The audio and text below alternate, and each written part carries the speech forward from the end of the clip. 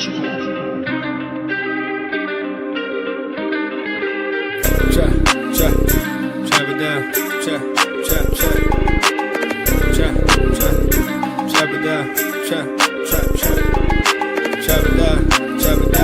down. You gon' chop it down. Chop it down. You gon' chop it down. Damn, set. Watch him throw the ball. We gon' pick it off. You gon' let him hit the hole or you gon' cut it off. You gon' play through fourth and long or you gon' punt it off. Your defenders heavy hitters, put your pads in. Don't be looking for the ref to throw no flags in. Keep the helmet on, keep the cleats tight. You the type to want to win by any means, right? You should look alive. This is Trap or Dive. Yes, sir. Welcome back to another episode of Trap or Dive Podcast. I am your host of the Trap or Dive Podcast, Mual. Dre is in the building. AJ's on the way. Let's get the administrative items taken care of. If you're on the YouTube side, man, we definitely appreciate you watching. Hit that like button, hit that subscribe button if you haven't done so already. Twitch, Twitter, however you watching, man. Appreciate you joining, checking in live.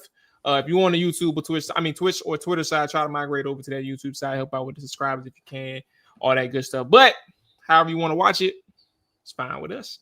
Audio side, man, hit that follow button. Hit the button. You know what time it is, man. Hit us with a rating review if you can as well. It takes 10 seconds to do so, and it's free to show you support that way. You know what time it is. Well, not time yet, but you know the show is brought to you by Underdog Fantasy. Promo code Trap or Dive. You already know. Everybody in chat. I see you, J Tizzy Monty. Also Another World, DVLD. K Friend, J Tizzy. I said that already. AJ going. I don't know, man. And AJ always late. AJ and Dre. Dre ain't cutting no slack either. Even if it is two or 3 minutes. Everybody late, bro. I'm the only one that's ever on time. I was and on the day that AJ is on time, bro, I will give him $2. It's going to increase as the weeks go on. So eventually, if he's on time 100 shows in a row, he gets $100 that day. That's 2 sessions of hookah for AJ. Yeah, right. He gonna blow through that money. Snap of the finger. Dre, what's going on with you, player? How you feeling, bro? Should I be better when this fucking team play better? That's when I'll be better. Right now, I'm sitting there arguing last 2 days about the defense and all this shit. I don't even want to argue about this no more, but I can't help it. Like, I can't let it go. Well, guess what? I got a mention by a good Twitter friend of ours about some shit that you was getting into today. I don't know what it was exactly, but on the Trap or Dive Twitter page, you was in a thread about the defense or some shit. I'm administrative items. My bad. Kevin Sheen, for those who know Kevin, money. What's cuz that be calling you Kevin Sheen's disciple, bro? Ain't it money? Yeah, my biggest hater, man. Yeah, the biggest hater, bro. But yeah, Kevin Sheen's gonna be joining us second half of the show today. So we get to chop it up with him, checking with him. It's been a little minute, so see what he's thinking, things of that nature. Nah, ain't no. Hold on, wait. AJ's here now. Ain't no F us, bro. What? You need to be. You need to be on time. You ain't never on time. Nah, it's fuck y'all. Bro, why is Kevin Sheen my boy? Like, why is he my boy? Moneyball just be. Here's he the just thing. be stamping it. What's up, AJ? It's better to be late than never. That's you the motto. hear yourself, bro? This is a show. This is a product that we are presenting to the people, bro. And you talk about being late, Man. is okay. F them people. AJ said punctuality is not his thing. That's terrible. I need to start telling him the show started 6:30 then. All right. I'm African. I can't help it. Like, yeah, I can't help it. And not only are you late, bro, you are 90% of the time your camera's off, bro. And like, I don't even know how I be just letting that shit slide. Hey, man. Like, Like What's I up, said, bro? it's better to be late than never. It's better to be there than Trader Joe's. You got to give me a second before I can put my camera on. Bro be doing checkout, bro be in his car, bro, everywhere but like a station where we can get a decent show, bro. Come on, man. Where you at today, AJ? Where you at? Yeah, man? where you at, bro? Because your camera over. I know you ain't at home. I'm in the crib. But I'm behind on making dinner, so it's like I'm trying to finish it all up and then get on camera so y'all can see my handsome face. Hey, look, bro. You can't just. God damn. All right, man. Hey, DVLD. Hey, bro. All right, this is hilarious, but not the way I expected to start the show, man. AJ, get your shit together, bro. Get it together. All right, let's get into it. Where was I at? Drake. You were talking. It's been a weird week. And I say weird not from the sense of like it's unusual, but I think like these, and maybe we did it last year too, and I'm sure we did, right? I know we've done it like in years past, but last year I'm not too sure. I don't really remember it exactly. But it's like it's only 4 games in, and maybe like the expectations. Now I would not excuse the defensive outing and the concerns, right? But what I will acknowledge that it's still early. I do think if they don't fix these problems defensively, this is going to be a long season, right? But I do think if the offense can ever get into a groove, because they ain't there yet. Let me scoot over a little bit. If they ever get into a groove offensively, like finding their way, which looked like last year, I think that you're always going to have a chance to win, right? You're always going to have a chance to win any game that you play.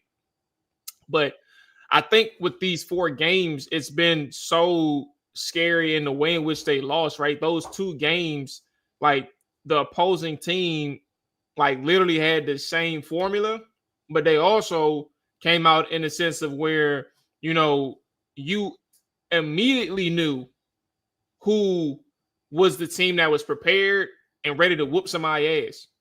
Like, it was always Washington behind the 8 ball.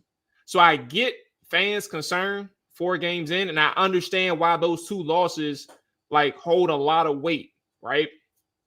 But I also think that we gotta kind of understand where they are right now in the season. And while I'm concerned, and I'm kind of actually leading into your conversation, whatever that you had on Twitter, Dre, I want you to introduce it. I'm concerned. I'm not naive to like the defensive problems, right?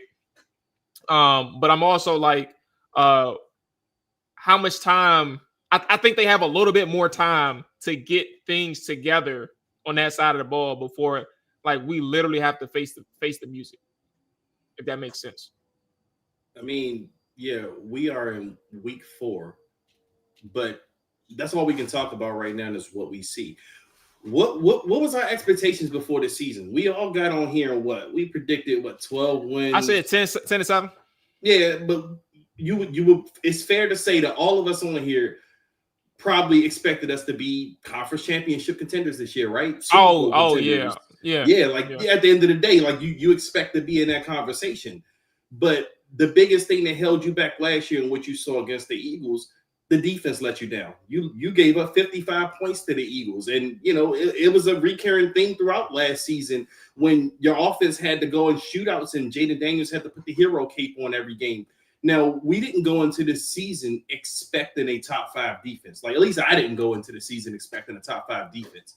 I expected the defense to be better than they were last year. Now, you know, how much better, who knows? But I'm content with seeing a top 15 defense. Somewhere around there, maybe top 18, maybe even top 20, because I feel like with this offense, they can make up for, you know, a top 18, a top 20 defense. You're going to get the better of teams if you got the better offense in those type of games. But if you're a team that's giving teams, you're the 32nd ranked team and giving teams time to throw, you're seeing the same issues from last year. Like, I was so disappointed in hearing Mike Sanders still come out and say, we're not communicating well. We're not doing those things on the back end. That was what I heard last year. So if I'm hearing these things and I'm seeing these things, I'm seeing the busted coverages. Now, mind you, I'm not absolving the players. Yes, the players have to play better. But if I'm seeing the same issues that I seen last year, and I'm seeing these issues glaringly against good teams this year, teams that you may face in the playoffs this year, if I'm seeing that constantly, what gives me confidence that this defense is going to be any better throughout the season? Like, what gives me confidence that this team's going to get to where we all expected them to kind of get to this season? That's my whole point. Because right now I'm looking at the offense like you have to be perfect every time you go out there and play. And if you're not perfect, then you're going to lose. You may get blown out, so that's my issue. And I'm like, what's the fix? That's what I've been arguing about on Twitter, Mual. If you've been, I don't know what you've seen or what thread that someone pointed out to you. I just got a notification. But my thing is, what's the fix? Because as we've said before, no one's coming in here to save the defense personnel wise. I don't think you're going to make a trade this year like you made last year with a Marshawn Lattimore, because you need to get younger. We keep talking about we got these old players, this, that, old players, that. You're not making a trade for another veteran. You have to keep those picks. You have to get younger. So that's not happening this year. You're not going to see that Marshawn Lattimore type trade, which, by the way, hasn't looked like it's worked so far to this point. And that's on Adam Peters. So if we want to talk about who we're going to point a finger, who to blame. So at the end of the day, how does this defense get better? And I'm relying on the people who get paid a lot of money to make these decisions. I'm relying on Dan Quinn. I'm relying on Joe Witt, Jason Simmons, any of these guys involved with the defense and coordinating the defense and coming up with the game plans. I'm relying on all of these guys because they have to. You may not be able to put a top 5 defense out there, but I'm going to need you to at least come out and put something better than what you've shown against the 2 good teams that you faced. Because you look good against teams that aren't going to be anywhere near the playoffs, like the Giants, the Raiders. You look good against those teams. But when you went against the Packers, when you went against the Falcons, you didn't show anything. You showed alarming results. Your defense did. So what's the fix? That's just my whole point. Yeah. Jay Tizzy, you of all people, you got some audacity, bro. I expected much better from you. To not post this misleading as comment. And for those that listen to the podcast, he said Nikki Javala posted the defensive numbers through the first 4 games of this year versus last year. If you are watching, I just showed it. Because I saw it as well. And he said that they are actually better this year. To what degree? Like it ain't significantly better. Like the glaring, like they're still bottom 3rd in the league in almost everything except for third down percentage and obviously sacks. But last year, 8 sacks would have had. 8 sacks was bottom 3rd in the NFL. This year they have 10, and that's top 12. So I think that's just a circumstantial stat based on how the league is going this year. And they're better in the red zone, but like it's not like they're a top 10 or top 5 defensive unit in the red zone either. I think there's one thing that we can say for sure if you watch tape, or if you even just like really have an idea of what defensive fronts look like. Yes, they are better against the run. Like that is like you can look at it and they are tangibly better against the run, and they have been that good against the run in all 4 games. Outside of that, the explosive plays, they're bottom 4. They're a bottom 4 team both years. Turnovers, they're a bottom 4 team in both years. Yards, they're 24th or lower. 24th and 27th of last year. Ironically enough, they can't get off the field this year, and last year they was good in time of possession in terms of controlling the clock or getting off the field. Or maybe it was just because they was giving up them explosive plays. They was just getting off the field quick because they was getting up touchdowns quicker. So I just think when you think about this team, I 100% understand, and I don't disagree with you, Dre. I think there's one big thing that we can really even acknowledge, even if they were struggling to some extent or to this nature. If you were getting the takeaways, you'd have way more leniency from everybody that's watching this team or that's concerned with the team, from a reporter, a staff, an analyst, podcasters, if you were a top 10 takeaway team, it ain't no goddamn question that we can tolerate this if you are finding a way to get the ball back to the offense multiple times a game. Exactly. And I think when you look at this team, bro, I understand that there's several different areas of concern from the second level to the third level. I also think what's interesting is I looked at what I was able to look at today. It's been a busy week, bro. Side note, Dre, we are on furlough watch, you and I. All night. Yep. And it's been a busy day. Today has been a busy day. Yesterday. So the film that I have been able to look at, like the pass rush, like wasn't nobody getting home, bro.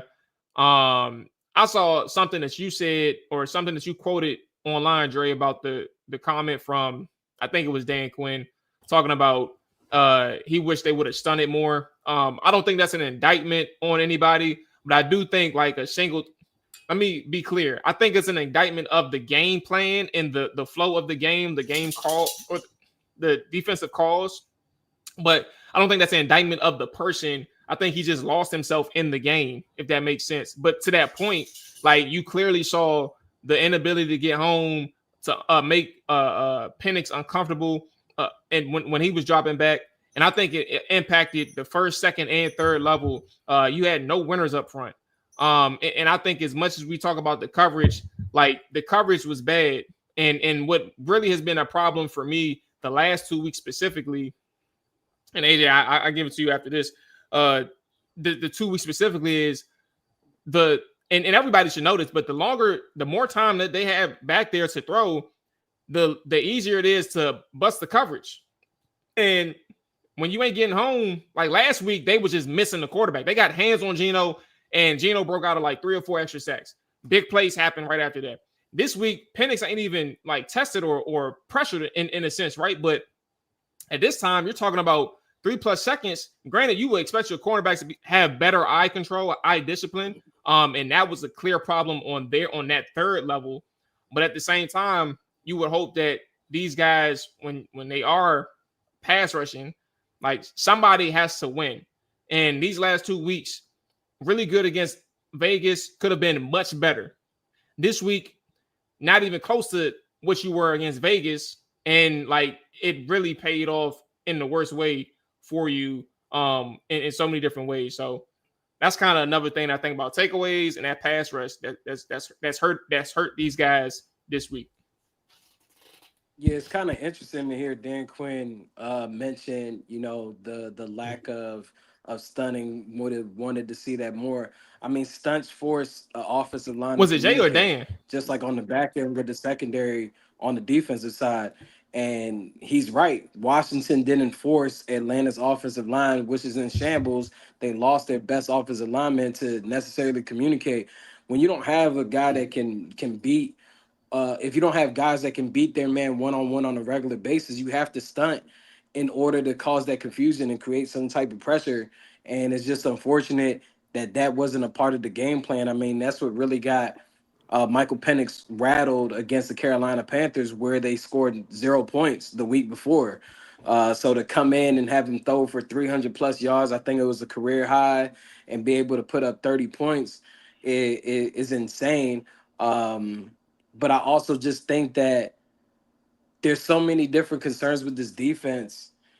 I think we thought that they would be a little bit better, not necessarily getting home to the quarterback, but more so being able to create these turnovers, which is really the main foundation of a Dan Quinn, Joe Witt Jr. style type of defense, which is creating turnovers and flipping the field to give the offense more chance to be able to put up 6-7 points or even get some field goals. And they haven't been able to do that because things are wide open. So you're not going to create these turnovers at a high clip. I mean, you have 1 turnover for the season in 4 games. So I don't even like to talk about rankings and numbers of like where a team is as far as like so early in the season. I mean, it's 4 games in. Like, what numbers can I really base that off of when you have such a long season? I mean, to talk about numbers and rankings makes no sense. It's just this team just got to do better. There's no player that you could bring in. There's no changing of the coaching staff that can happen to make it better. I just think if anything, maybe they could simplify some stuff. But even if you simplify it, that would mean playing more man, and you aren't getting to the quarterback as you need to in these one on ones. So you have to stun a bit more, and your corners aren't necessarily playing the greatest on the back end, along with the safeties. So it's just a bit of a hard place to be at, and I think why we reacted a certain way and a lot of people reacted a certain way after Sunday's loss is because you're not even into the big wave of your schedule yet. Like, you haven't played the Mahomes yet, the Justin Herberts, the Jared Goffs again with the Jameer Gibbs, Jameson Williams, Amon St. Brown. You haven't played all these other teams, the Philadelphias of the world with AJ Brown, Devontae Smith, Saquon, and so on. So it's like when you're going through all these different things with Atlanta, it's like the precursor as a natural thing that a human being would do is, damn, we look like that against the Falcons. What's going to happen when we go against guys that are even more inclined to press those things that are your weaknesses, because Zach Robinson isn't a great offensive coordinator. So now when you're going against Andy Reid, or you going against Detroit and using their same formula from Ben Johnson and so on, and you're just like, how do we like slow any of this down if we're struggling against certain teams like this? I mean, even the Raiders had opportunities. They just didn't take full advantage of it, but they had opportunities. The Giants had opportunities. And I mean, we've seen what the Packers did. So it's just an interesting dynamic overall. I don't really know how it improves. I think coming into the season, yes, we probably thought that they would be better defensively because of the depth that they added on the D line. But now you've lost a Dietrich Wise, you now lost a Baptiste, you've lost some other guys in the process, even from the secondary, the Jonathan Jones. You really don't have a veteran presence in the safety room to help with certain alignments and communication. Marshawn's not a boisterous voice. You feel me? So even though he's a vet, he's not gonna do a whole bunch of communicating back there. People are saying move Mikey back to the outside. Mikey played some outside in the game. Like, you know, at the end of the day, I think some aren't as hard on him and Trey Amos because Marshawn was someone that was just thrown into the mix of the fan base around the deadline last year. But everyone is playing poorly on the back end. The defense is playing poorly overall. So I don't really know if there's a fix, but I know this defense is not set up to be a top 5 defense or a top 10. You just hope that they can force some turnovers. And if you're out of position on a regular basis in pass plays, and you're having poor attempts in the run stops as far as tackling, it's kind of hard to force those turnovers. And I think that's my main issue with this defense. They're not flipping the field. I mean, one turnover in Yeah, you four gotta be able to do. games You is gotta be able to do abysmal. something. You gotta be able to do. Yeah, If you you can't gotta stop these you motherfuckers, gotta get do off the something. field. Create a turnover, bro. Create 5 of them. God Yeah, damn. like you and they force opportunities. They just haven't taken advantage of it. I mean, we seen Deron Payne in the red zone punch the ball out of Bijan Robinson's hands. They didn't get that. The week before that, we seen a pass that Geno threw, where Will Harris and Trey Amos kind of went in between each other and didn't get that interception. There's been opportunities there. They just haven't capitalized on it, and you need this team to capitalize on it. It's not going to get fixed. It's just more so you need to be able to create turnovers. Like, forget what the run numbers and the pass numbers are going to be. If they can create turnovers and get the ball in the offensive hands to be able to score more, that would be amazing, because now you have the opportunity possibly to go up a couple scores on the team. But if you're always trailing and playing from behind, it's kind of null and void. Because they got that Mikey interception and they did nothing with it. Like, got them little 3 points. I don't even think was it a field goal? Yeah, they got 3 points. Yeah, I think they went 3 and out though. I don't think they got. And that was just an errant pass. Like Penix wasn't even pressured. That was just an errant pass. So that was just by luck you can get turnovers. That's just an example. By luck you can get turnovers. So if you play a bit more disciplined and tighter in your coverages, you can create more opportunities to flip the field.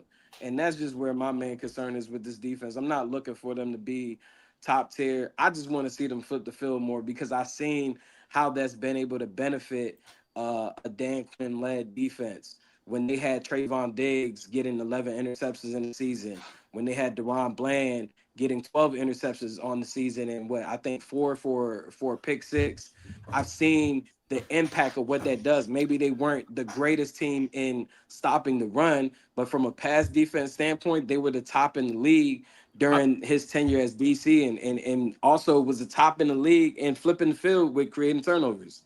I think the problem though is like with 4 games in, when it comes to creating turnovers, right? Like, of course, you can just get on a streak here and there, like get 1 or 2 over time. But I think the problem here is like what you see is what you get when it comes to certain things. And if you ain't creating turnovers, like ain't nobody about to just flip a switch and just start like becoming a demon and creating turnovers. And that's kind of the problem that they facing. I'm not saying that they're gonna like go another 4 games without creating one. But I am saying, like, if you don't have that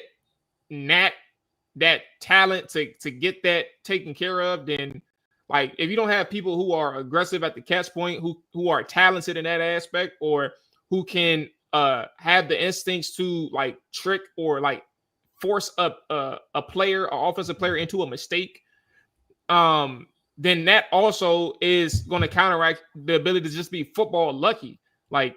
Or add to it, like the inability to be football lucky. And what I mean by that is those fumbles that literally will bounce back to the player, the offensive player or a special teamer. You fumble the ball and you can't recover that. Like, I just think if you're not opportunistic right now, I don't think like there's going to be this switch that flips. I just think like you may get some here and there, but that's just kind of the nature of the core group that you have. One quick thing, so we got to get to Kevin soon, so I'll just say one thing. I want to say something before we go to break, but go ahead. Yeah. All right. Well, I'll be quick with mine then. Yeah. So Mr. Makeaway, shout out to you. Shout out to everybody that's listening. Make sure you hit that like button, hit that subscribe button. Mr. Makeaway said Marshawn's 9 games into the system. I'd argue he's still getting somewhat used to playing with these guys when it comes to communication. You may be right. I also posted a clip on Twitter where there was several instances of miscommunication, whether it was the two, one of them wasn't even from Marshawn. It was from Jeremy Reeves to Trey Amos where they blew a coverage. And then another one where Marshawn actually probably didn't see the field the right way. And everybody crashed in a quarters coverage onto Drake London. It was the pass to Bijan on the side that Penix underthrew. So like if you go to my Twitter right now, you'll see that those are the only 2 clips I've been able to put out there. But I kind of broke it down like the coverage and where the miscommunication came from. All right, you got to hurry up because I got to get to the ad break and we got. I got you. And that's, I'm gonna be quick. And my thing was with the Dan Quinn comments, and Dan Quinn talked about running stunts more. Why is that something you notice after the game? That's something I want to be proactive in game. Like you're noticing this adjustment. And I do think when we're talking about turnovers and creating turnovers, you have to make the quarterback uncomfortable. Michael Penix was never comfortable throughout the whole game. And if one of the ways you felt like, man, we should have did this, creating stunts, make them uncomfortable in some kind of way. That's one of those ways you can make, create those turnovers. And if you're talking about creating turnovers as a team, this is what you have to do. Like you have to make the quarterback uncomfortable. Like you're not going to keep telling me that we don't have the talent to do this. We don't have the talent to do that. Like these dudes come with a big time pedigree. A lot of these players do. Like Nick Saban said that's the best pound for pound player in the draft. Quan Martin is supposed to be this, this guy that was a playmaker in Illinois. Johnny Newton, all of these guys in these defense. You're not going to tell me these guys can't play football. These guys are not good at football. No one told me this before the season, but now everyone's telling me that these guys are no good now. And it's the coaches. They're making the coaches look bad, so to speak. But I think you have to be quicker with your adjustments. You have to be a little bit better with your game plan. You have to be a little bit more aggressive. You have to dictate more. You have to stop being such a reacting type of team. You have to kind of dictate your tempo. And I think that's when the turnovers and all of that stuff is going to start getting created. When you start dictating and stop waiting for other teams to dictate to you, by that point in the game, these teams already have the comfortability while you are sitting back, still reacting, trying to figure out what to do to them. Be quicker with your adjustments and just, game plan aside, you forget that. Like just adjust a little bit better. And that's just my piece on that, man. Let me tell you about these good people at Underdog Fantasy. Hey, bro, I done muted myself on accident. I'm so excited, bro. I know for a fact, because if people did win, they sure ain't tell me.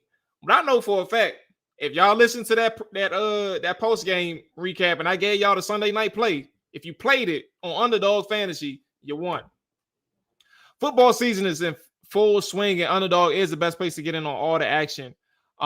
Get your picks right, and you can win up to 5,000 times your cash, right? And if you didn't remember who I had on that Sunday night game, again, we had Josh Jacobs higher rushing and receiving touchdowns.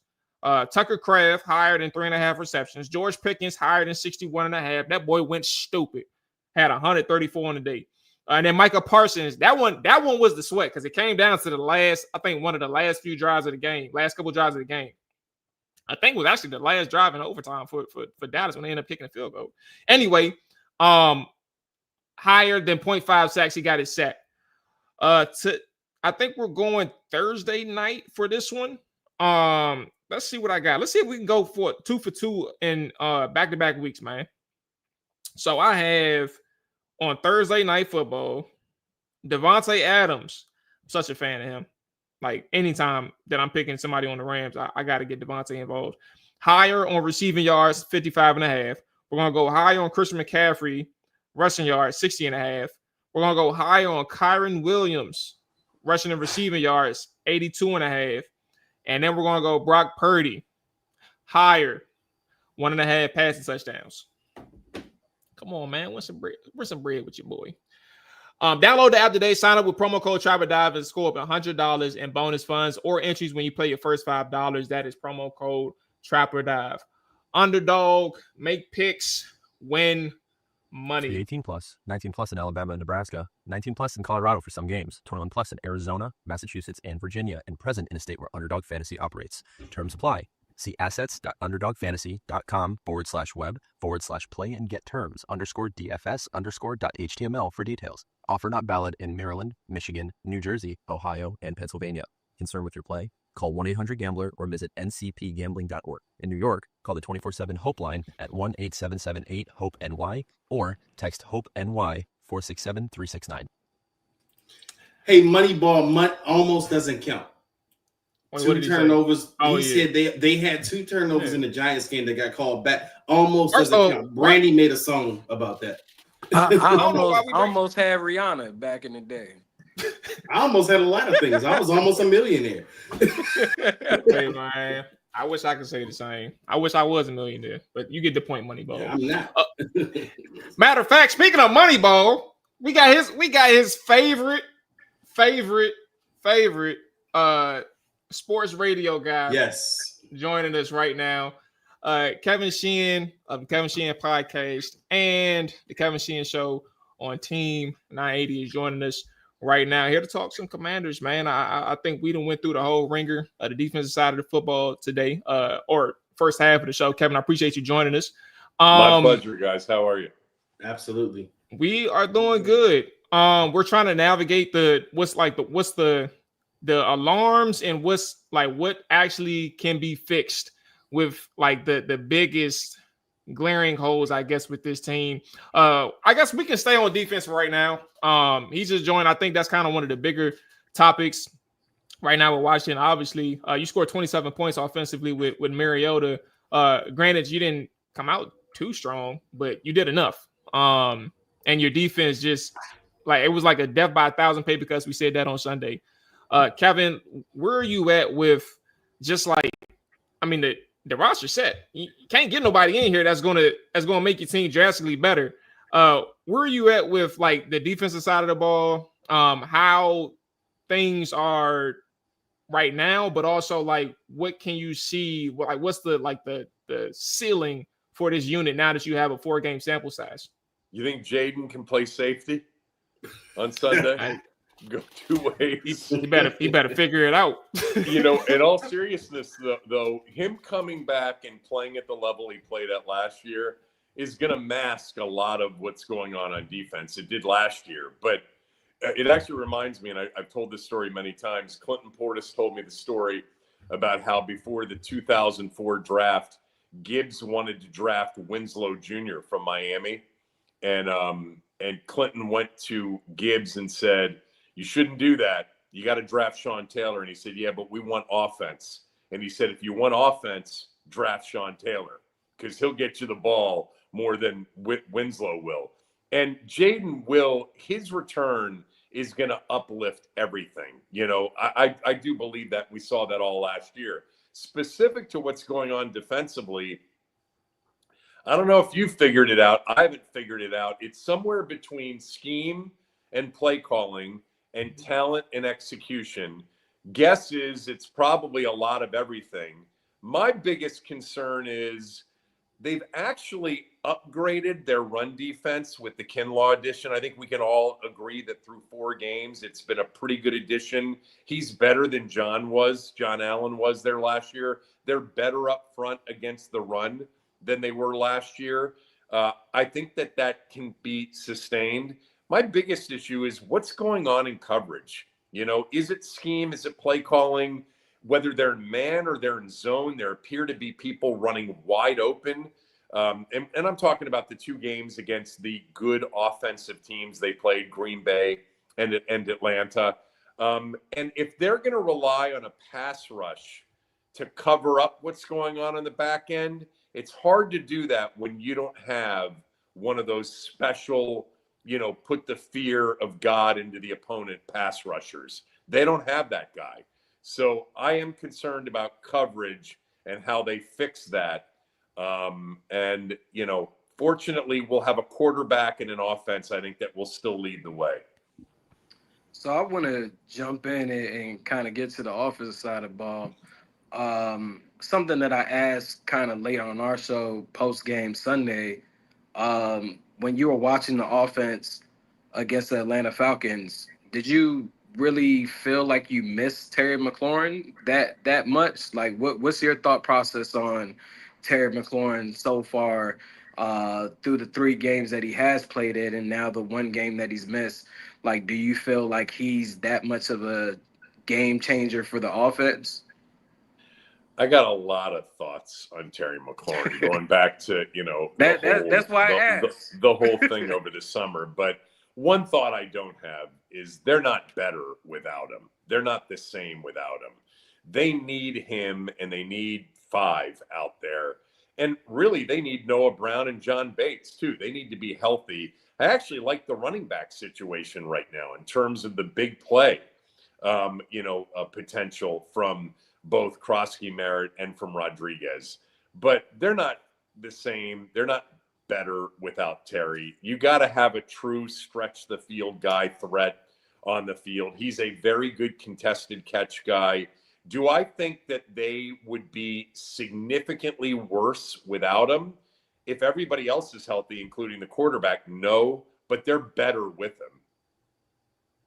And Kevin, I've been in debates with fans for the last couple of days, and this is mainly about the defense. But we go back to what we talked about before the season and our expectations for this season and where we expect this team to end up at. I think all of us on this show, we had this team somewhere between conference championship or maybe even a Super Bowl. Like, that's what we thought of this team. But when you look at where the defense is, it's kind of like you're having the same conversations about the defense last year. But I'm having fans telling me that it's all personnel. Like, it's not coaching. It's the personnel, Joe Witt and Dan Quinn or whoever else is, coordinating the defense. This is all they have to deal with. But we're not getting new personnel. We're not getting anyone walking through the door saving this defense at this point. can this be salvaged at this point? Can this be workable to the point? I know you said that Jaden changes a lot of things, but even with Jaden playing, we got 55 points scored against us last year against the Eagles in the conference championship game. We're going to be playing against the Packers, whoever else in the playoffs. Can this be salvageable to the point where we're like a top 20 defense, to the point where we can feel confident about this team going forward, like even being a playoff team? Hey, top 20 is like, that's like you begging for crumbs at that point. Yeah, I'll I'm about to take say top 20. Yeah. First of all, I'm not sure that everybody thinks that it's just personnel. I think it's across the board. I think Joe Witt Jr. had a lot of pressure on him coming into this season, and I'm not saying it's him either. You know, he's not 36 years old trying to cover Bijan Robinson out of the backfield, but he can't take Bobby Wagner off the field either because he's so important on rundowns, in running situations. I don't know if it can get better.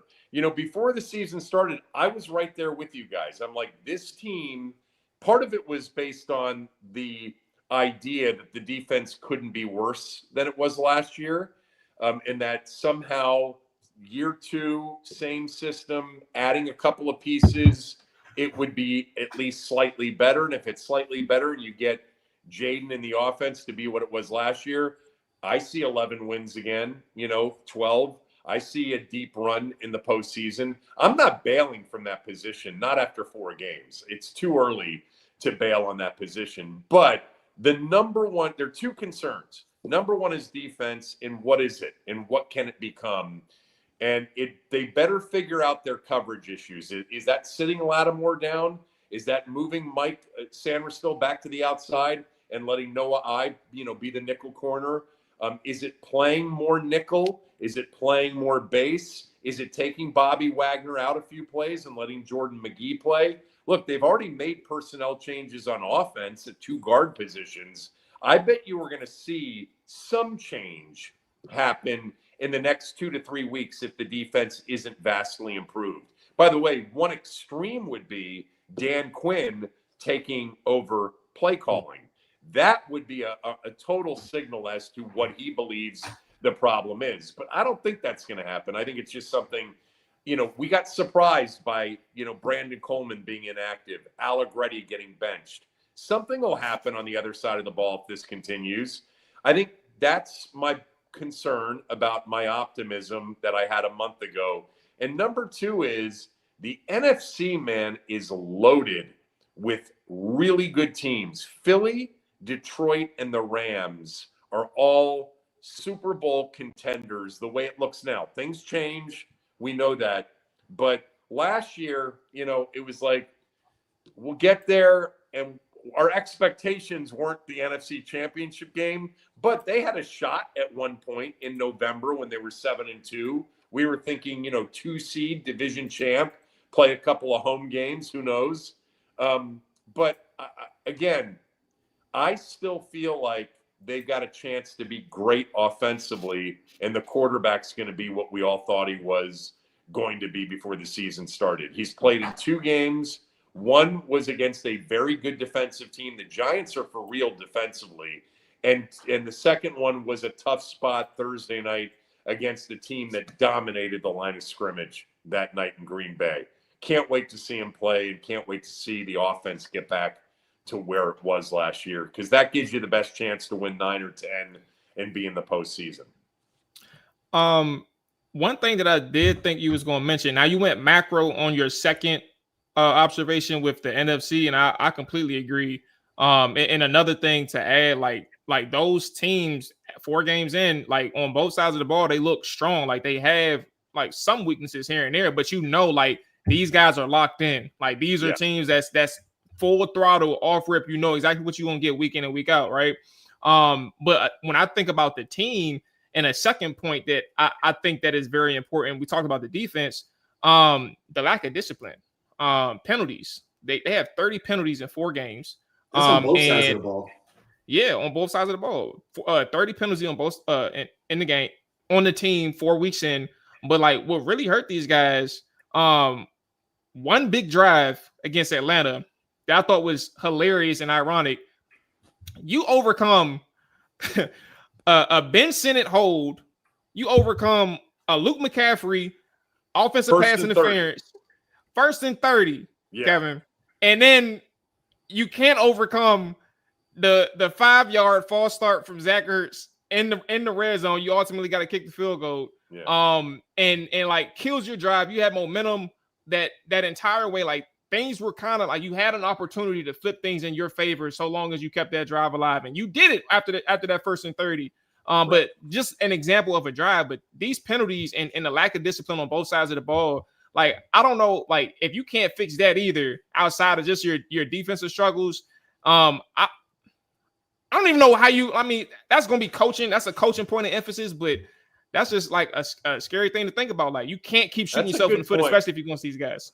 That's a really good point. You know, they've had more self-inflicted damage than they did last year, you know, in a lot of these games. And, you know, they haven't gotten takeaways. Look, the tackling was terrible to go with some of those key penalties, to go with the lack of takeaways. I mean, Sammer still got the first one on a ball that was thrown right to him in zone coverage. I'm glad he caught it. He had a good return on it.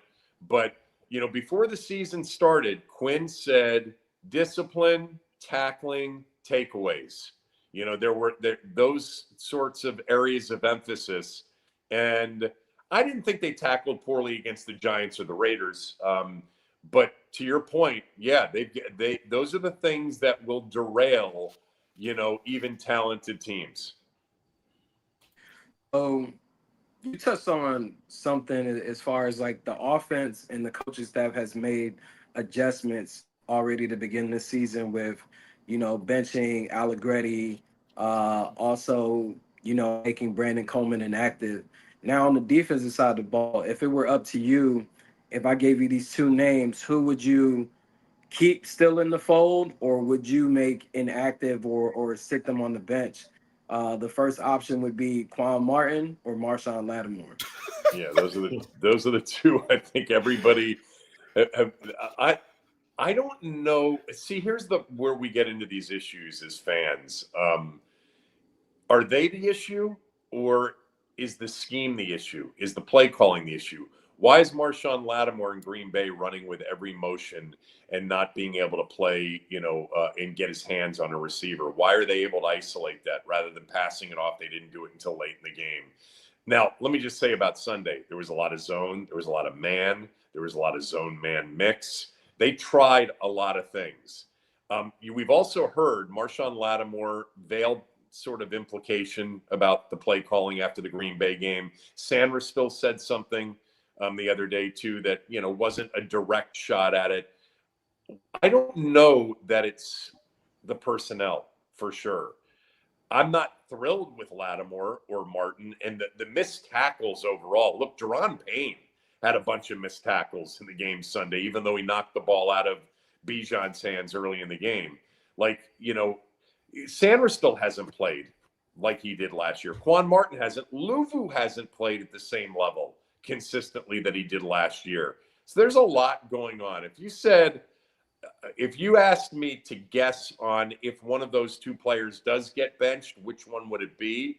I would say it's Lattimore. Who would you pick? Because I mean, I know you're busy. I don't know if I. That's the point, and that's where it's kind of frustrating because I know that everybody thinks they have the answer. It's Lattimore, it's Quan Martin, it's Bobby Wagner on backs and tight ends, or it's just Joe Witt Jr. It's his play calling, it's his scheme, but it's somewhere in between. That, you know, it's usually the case. His side, her side, the truth lies in the middle somewhere. I think that's what it is. I mean, I've talked to a bunch of people, and the overarching sort of themed answer is it's a lot of things right now. It's not one thing. So, and by the way, after last week's game against the Raiders, everybody's like, whoa, dominant defensive performance like against the Giants. But those were two weakened offensive teams, especially in the trenches. If I had to bench one guy, I mean, I'm just not impressed even when he is in press man coverage with Lattimore right now. I'm not. Yeah, There you go. I struggle a lot with Quan Martin. He wanted you to say Quan Martin, by the way. He Kevin. was. No, I mean, he threw the wanted oop you to up say for that. you. I didn't want Kevin to say anything in particular, but you know how he truly felt. I just think with Quan Martin, even going back to last season, and even when he first got drafted under Ron Rivera, we seen the struggles for them to even put him on the field. But I don't think that he's a center field safety. I think that he should be closer to the line of scrimmage, and even that is I scary think because when he was, yeah, because it's like he comes from having the versatility of being a nickel corner and even playing a little bit of outside of Illinois and the safety. And it's like every time he's in space with any tight end, no matter if they run a 4-4 or a 5-3, it's like he just goes into panic mode. And I just can't stand seeing it. I'm a safety guy. So like Deshaun Taylor is a Bob Sanders, Troy Polamalu, Ed Reed. That's always been my thing he's since not I've been them. watching football. No, he's not even. He's Adam Archuleta. And by the way, So- he's not Derwin James either, who we'll see Sunday. Who's playing nickel cornerback for the Chargers, by the way? But I he guess has been a little bit. I guess I say all that about Quan is because for the general public and the fans, this staff has been raving about him so much, going to the next level and being a Pro Bowler. And it's like, what the hell are you guys seeing that even gave you any indication of that? Because I don't even see him being a second string after this year. Like, I don't know. I just don't see it. So that's where it's just frustrating for me. But it wasn't to like sway you any particular way. I'm just extremely upset with the safety play of Quan Martin, especially as he's been spoke about so like publicly from Joe Witt Jr. to Dan Quinn. And it's just I don't see that's it. That's why I gave you Lattimore, because I know that they really like Quan. They like Quan. They believe in him. Yeah. That's actually go ahead, Drake. But I'm not even sure it's that they feel that way about Lattimore. Yeah, no, I was actually going to go to the offensive side of the football because we kind of talked about the defense ad nauseum here. But my question is, and this is a guy who I actually was talking about when I saw them bring the guy in for a top 30 visit this year, and that's Bill Krosky-Merritt. And, you know, I know the issue, or at least the sentiment, is that he's not great at pass protection right now, and that's why he's not seeing the field so much. But does it drive you crazy? Because it drives me crazy that we don't see the guy usually until the second quarter, or at least until like 2 drives into the offensive system. And I know that the big thing with them is that they want to see him get better at pass protection. But is he that bad in pass protection at this point that they're worried about someone getting killed out there? Or, you know, I mean, has he because at least from what I've seen in games, he doesn't look that bad in pass protection to the point where we can't get this guy on the field more or get him more carries more. Because I do think that Bill needs more carries and he needs more action in the run game. Yeah, I mean, I said this either today or yesterday. I'm like, if that's the issue, coach him up and coach him up quickly, because he's got 29 carries in the first 4 games and he's averaging nearly 6 yards per carry. Get him on the field so that he can double that carry count over the next 4 games or more. He should be getting 15 carries a game. And by the way, I think Rodriguez is really good too. So I don't want to. I think if they chose Rodriguez to be a guy that gets more carries, I'd be fine with that too. But we hear this all the time with young backs, rookie backs. It's like, yeah, they got to be careful. They can't have him out there. Guy doesn't know what to do in pass pro. Well, coach him up better, because he's too, good as a runner. And by the way, that's a good formula for you because it keeps your defense off the field. You possess the ball. We did that last year, and you don't have to have your quarterback be as much a part of the run game as he was last year. So I like Krosky-Merritt. I like Rodriguez. McNichols, they love for a lot of reasons. But I thought 14 carries between the 2 backs on Sunday was too few. I mean, they averaged 7.5 yards per carry. Yeah. Krosky-Merritt, Rodriguez. And given the context of the game, which was your defense, every time you put it out there was on the verge of giving up 7, I would have preferred to have seen them, continue to run the football. Fewer penalties too, it seems like, when they run the football. I guess well, I guess my last question, do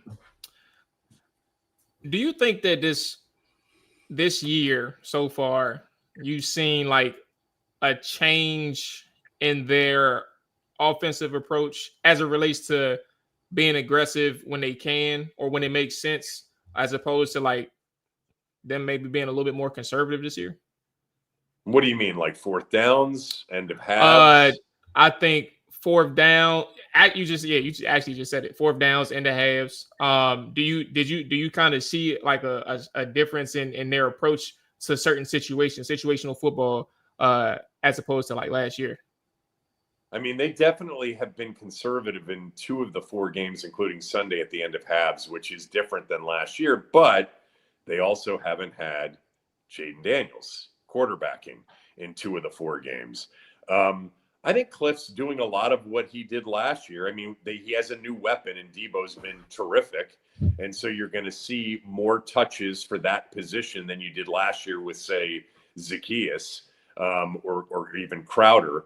But it's really hard to be definitive about anything through 4 games in which your starting quarterback's only played in 2 of them.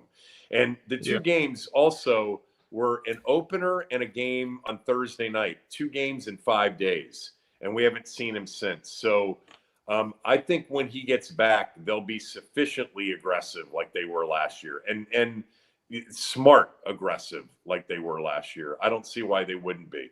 And you'll see more of that being aggressive if the defense continues to be a liability. But Kevin, to Maul's point, in the Green Bay game when Jaden was healthy as we know it, they weren't aggressive in that game. I remember having issues with them at the end of the half. The first half when they played Green Bay, when they kind of settled for that field goal, that long field goal by Matt Gay, with like 19 seconds left in the game. And I thought that was really strange. So that's what I'm saying. Hopefully you're right, because with Jaden, you do want to take those chances. Like you feel that guy can make those plays, but I feel like this has been kind of a theme even when Jaden was playing.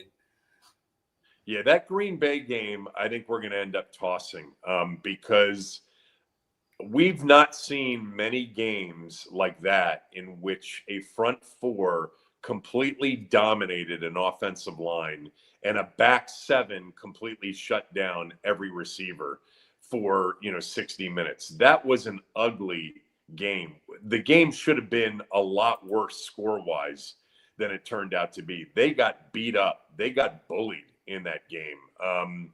And I feel like that led to a couple of the offensive line changes for sure the following week. And by the way, Green Bay gave up 40 on Sunday. I'm about to say, then they got the nerve to give up 40. Yeah. Like, come on, man. Yeah, the league just Green always... Green Bay lost to the Cleveland Browns. And they lose to the Cleveland Browns. But Cleveland couldn't gain a yard in that game. But, yeah, I agree. Like that next day, I was like, what are you doing at the end of the half? You got to get closer. You got to think touchdown. And I really thought Sunday they went from their own 8 to the 33 in like 3 plays, and then he got conservative. And I understand that you're getting the ball to start the third quarter, and your defense, you don't want to give up another 3 or another score to Atlanta before the break. But it's not the way he coached last year. Every one of those opportunities, it seems like they were aggressive, going for points. And by the way, delivered on a lot of those. Yeah. I get it. We got high expectations for this team, and I think being critical, but in a healthy manner is all just fleshing out everything that we want to see improved. I'm gonna give you a oop here because I did hear your shows today, or podcast. I can't remember when you said it, but what's the chances Washington has to get this dub on the road against LA? I like their chances this week. I mean, I think it's a good bounce back opportunity after a difficult loss, which I thought was kind of predictable going into it because of Atlanta's desperation. Now, the Chargers lost to the Giants, but they're banged up along their offensive line. They lost one of the best offensive linemen in the league before the season started in Slater. Now Alt's out. Now, here's the one thing, I've seen a lot of of people say, well, the Giants, messed them up with pass rush pressure and got after Herbert. The Giants are really good personnel-wise defensively. We don't have a Dexter Lawrence. We don't have an Abdul Carter. We don't have a Burns or even a Thibodeau. Like they got after Herbert. But this will be a better opportunity defensively to not, give up 34. And I think Jaden being back. And look, part of me is wondering what will he have around him. So I'm counting on some of these guys coming back. I don't know if Terry will be back, but maybe Bates is back. Maybe Noah Brown is back. But I like him Sunday. I think this seems like the spot where nobody will give him a chance, and they go in and get a dub. Kevin, and this is my last question: does this game pass the smell test? Because the spread's only what 1.5? I think it was like 2.5. 2.5 right now, and they're on the road. That to me says that this may pass your smell test at least. Oh, there's no doubt. They're 2.5-point dog. It feels like it should be more. And every, John Q. public bettor is going to have the Chargers. That's why I like us even more than the matchup itself. But getting our quarterback back, I think, is going to be a big deal. And I like this spot. I like this spot a lot on Sunday. I think now if Terry's out, if Brown's out, if Bates is out, and they go in there with kind of a shell of what they really want offensively, and that line shoots up higher, I'll be a bit concerned, but I like them right now. I think they're going to win Sunday. At least cover. Here it is, man. Hey, Kevin, appreciate your time. Appreciate you once again, man, for checking in with Trapper Dive. I know you're pretty simple. Kevin Sheen Show, Team 980, and Kevin Sheen Podcast. Is there anything else you want people to know about? No, that's good. And it's good to be back with you guys. Thanks for asking me. Absolutely. Yes, sir. Stay safe, man. Enjoy your weekend. Well, you got a long weekend, so enjoy your week. Yeah. All right, man. Yeah. All right. Weekend yet. Yeah, not weekend yet. I guess. Hey, for me and Dre, federal employees, our weekend has started. Yes. We already got a notification. Hopefully you get back soon. Absolutely. Yes. We need it. Thank you, Kevin. More Trap or Dive episodes. Every day, Monday through Friday. You about to be competing with Kevin Sheen. Hey, Mual, we on every day now, bro. Every day, bro. Hey, I ain't got nothing else to do, bro. Hey, you want to know what's funny, bro? I was thinking about what am I going to do until we get back, bro? First thing first, I may go to a bar just to get day drunk tomorrow. Just to get that out, just to get that out of the way. But then after that, like, yeah, it's probably content, live streaming, and I got more time to do film sessions now, so fuck it. Well, payday is Thursday. If we still shut down on Thursday, let's hit a date. Let's do a day drinking bar type of deal, bro. So how does that work? Like, it just automatically just started today? Y'all started off the show midnight. Started off the show with saying that possibly, and then now it seems like you guys know definitively. Check your phone. I sent the screenshot because it had just happened during the when Kevin got on. It had just happened that he had blocked the bill. Democrats had blocked the bill that was trying to get passed through. So we're entering a official shutdown at midnight, 12:01 a.m. So money has run out for the government. And if you're asking like literally how it works, like at this point, we have to do our shutdown procedures on our side, federal employees. We got to do our shutdown procedures. And we basically don't work. Like it's a unpaid paid vacation in a sense for us. Unpaid in the sense of you don't get paid while you're not working. Exactly. If you happen to miss. But when it resumes, you get the back pay of it. Exactly. Yeah. If you happen to miss any paychecks, if you live in paycheck to paycheck, you're gonna be hurt a little bit. You about to be shaking ass. I will say a lot of your bills, if you have a mortgage or whoever, they work with you during these times. Like they won't just say, "Hey, we still expect this payment." They'll like do deferrals and whatever. Because we went through this before. It's not the first time we've been through this. I did 4 of them. Yeah, so like we do get options. Like it's just a matter of trying to survive through the whole bullshit of it. Yeah, like the longest one I did was a month, and I was just thankful because And I'm like, I can't. This is my first one, like as a homeowner.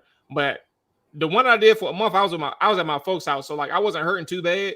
But bro, like imagine people who are like like stretched thin, bro, and they got a lot of things they got to pay for or shit like that, and they are maybe living paycheck to paycheck. But the thing is though, you can get jobs. You just can't get no federal jobs or anything like that. You get another job or something like that if you need to buy some time, do some Ubering or some shit like that. I don't know, to keep you afloat. But yeah, you just ain't gonna get paid by your job until, like, for me, my payday was what's today? Tuesday. Yeah, it was this week. Mine was this week. So, and in a sense, I don't get paid till mid-October. If I do get paid. So yeah. If we do, because they said this one was fine, but they didn't say anything about the next one. So So I have no idea, bro. But I submitted that time sheet first thing this morning, bro. I'm like, I can't miss nothing, just in case. All right, hey, that's funny. Monty said film breakdown gonna be 2 hours. I'm no bullshit. I can do the whole film breakdown on a live stream. Monty funny as shit. Yeah, no bull. All right, that's gonna wrap it up for us. We will be back on Thursday. Commanders, Chargers game preview. Try to get a guest on for the Chargers as well. There is going to be a film session this week. I got to kind of freestyle it a little bit. Like I'm watching tape, but I got to kind of narrow my focus down a little bit. So we'll see how that looks. R32 is going to be on tomorrow. 2013, absolutely not, Moneyball. They're not getting blown up like they were in 2013. Come on, man.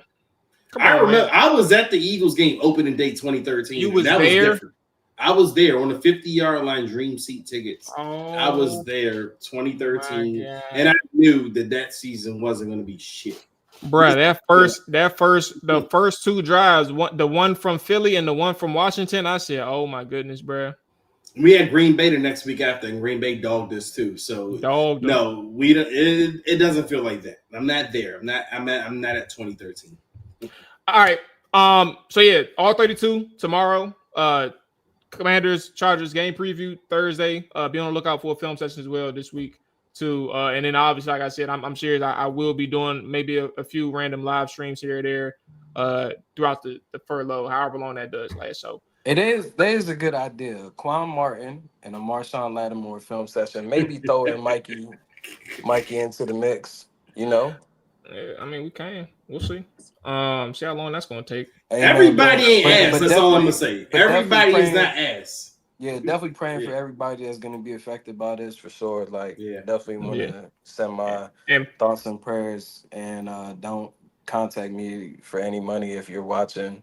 Hit AJ up for money, or you can borrow money from AJ. I can send you my thoughts and my prayers. No, you can borrow money from AJ. Damn, bro, you ain't about to give out no. You ain't about to give up no. Yeah, right. You ain't give up no loans, bro. I mean, I'm saying you got 2 whips. I bro. mean, y'all don't need it, but I'm just saying that anybody else is watching the show, you know, that is a part of the government. Don't hit my phone. Please. Look, man, AJ was just telling me how he's about to invest in this real estate property, bro. Like he got cash on hand, bro. I'm telling you, boy. I synced it. Yeah, bro. Hey, boy, man, stop, child, please. Hey, I don't remember the last time I paid for a tab at the bar, bro. He take out walls of cash. I'm telling you. All right, it's time to go. Charity, baby. We out of here, man. Peace. All right.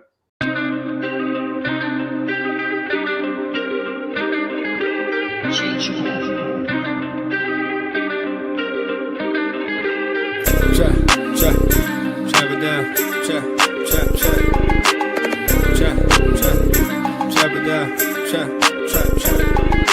Chop it down. You gon' chop it down.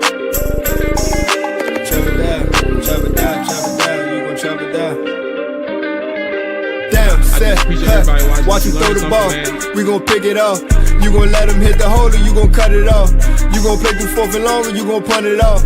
Your defenders, heavy hitters, put your pads in. Don't be looking for the ref to throw no flags in. Keep the helmet on, keep the cleats tight. You the type to want to win by any means, right? You should look alive. This is Trap or Dive.